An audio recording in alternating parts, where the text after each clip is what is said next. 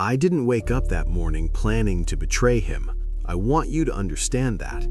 I opened my eyes like any other day. The light came through the same cracks in the walls. My hands looked the same. I wasn't a monster yet. But somewhere between sunrise and nightfall, I became one. And the worst part? I can't tell you exactly when it happened. People think betrayal is loud, a sudden decision, a flash of evil. It's not. It's quiet. It builds in the spaces between words, in the disappointments you don't speak, in the questions you stop asking because you already know the answer will disappoint you. I loved him. I need you to know that too. I left everything to follow him. My work, my plans, the life I thought I was building. I walked away from all of it because I believed he was going to change everything. Everything. And for a while, I thought I was right. He had this way of speaking that made the impossible sound inevitable, like the world was clay and he was molding it into something better, something just. I saw him heal people. I watched crowds gather like rivers drawn to the sea. I heard him talk about a kingdom and I thought, finally, someone who understands what needs to be done. But then he started saying things that didn't make sense. He talked about dying. He talked about suffering.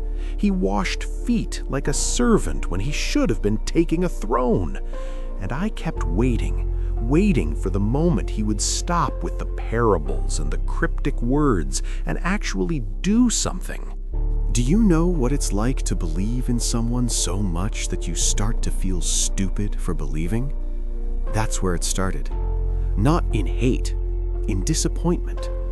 I would watch him turn away from power again and again, and something inside me would twist, tighten. He could have rallied armies. He could have overthrown the ones who deserved it. He had the people. He had the moment.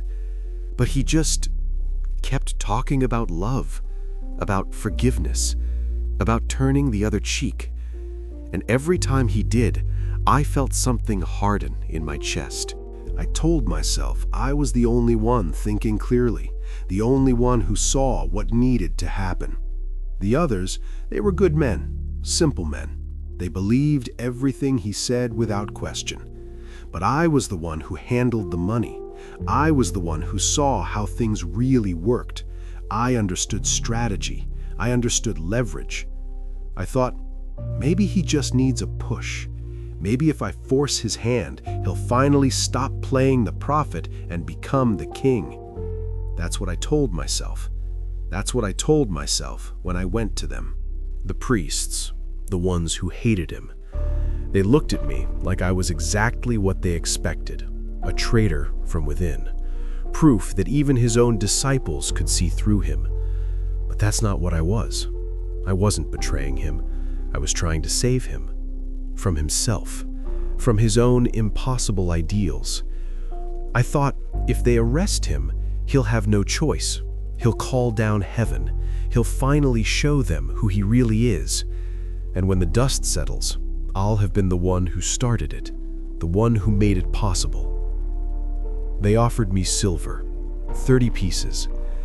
I hesitated, not because I wanted the money, but because taking it made it real, made it transactional, made it something I couldn't take back. But I took it anyway, and I felt nothing. That's the strange part. I expected to feel guilty. I expected some voice inside me to scream, but there was only silence and a strange kind of relief. I led them to the garden that night.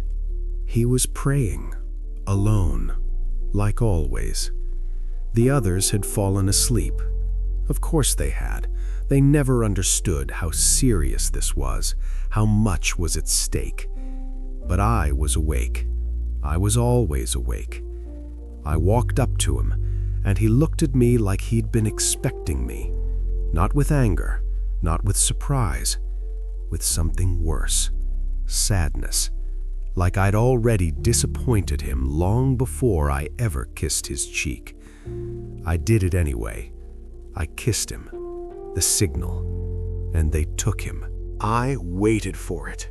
The moment, the angels, the fire, the vindication. I waited for him to prove me right, to show them, show me that he was more than just words. But he didn't. He just let them take him. He didn't fight. He didn't call for help.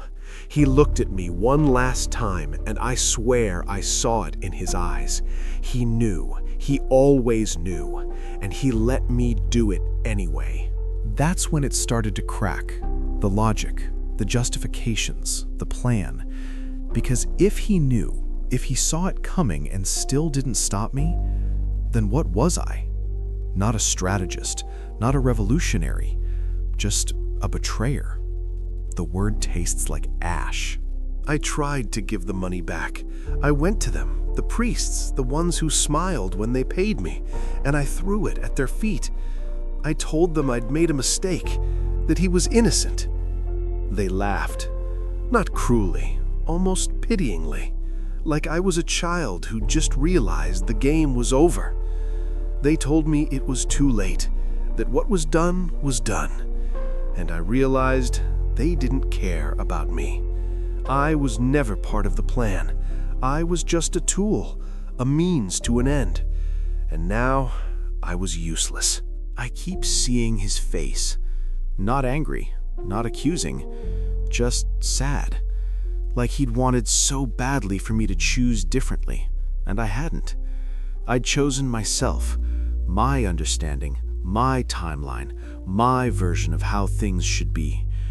And in doing so, I'd destroyed the one thing I thought I was protecting. I don't know what happens now. They're going to kill him, I know that, and it will be because of me. Not because of Rome, not because of the priests, because I couldn't wait, because I couldn't trust, because somewhere along the way I stopped believing in him and started believing in my own fear. I didn't wake up planning to betray him, but I think I'd been doing it for a long time, in small ways, in doubts I didn't confess, in disappointments I let fester, in the moment I decided I knew better than he did. Betrayal isn't one choice, it's 1,000 small ones, and by the time you realize what you've done, it's too late to undo it. I hear people will remember me, not as the one who believed first, not as the one who walked away from everything, as the one who sold him for silver. And maybe that's fair. Maybe that's all I ever was.